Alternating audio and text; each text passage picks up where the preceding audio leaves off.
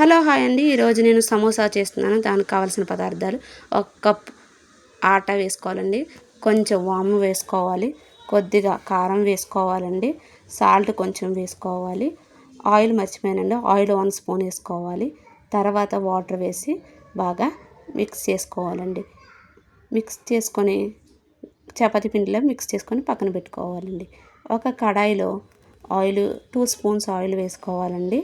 కొంచెం ఆవాలు వేసుకోవాలి, సన్నగా స్లైసెస్గా కట్ చేసుకున్న ఆనియన్స్ వేసుకోవాలండి. దాంట్లోకి కొంచెం పచ్చిమిరపకాయలు వేసుకోవాలి. వేగిన తర్వాత 1/2 స్పూన్ సాల్ట్ వేసుకోవాలండి. కొంచెం కరివేపాకు కూడా వేసుకోవాలి. వేగిన తర్వాత కొంచెం పసుపు వేసుకోవాలి, 1 స్పూన్ చికెన్ మసాలా వేసుకోవాలి, 1/2 స్పూన్ కారం వేసుకోవాలి.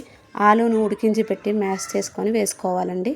కొంచెం కొత్తిమీర వేసి బాగా ఫ్రై చేసుకోవాలి.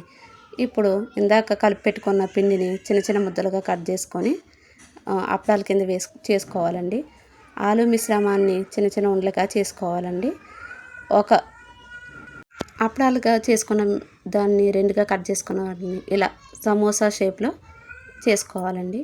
దాంట్లో కొంచెం ఒక ఆలు మిశ్రమాన్ని పెట్టుకొని మొత్తం ఎడ్జెస్ అన్ని కవర్ చేయాలండి. అలా మొత్తం అన్నీ చేసుకోవాలి. ఒక కడాయిలో ఆయిల్ పెట్టుకొని హీట్ అయిన తర్వాత ఒక్కొక్కటిగా సమోసాని వేసుకోవాలండి. స్లో ఫ్లేమ్లో పెట్టుకొని బాగా వేగనివ్వాలి.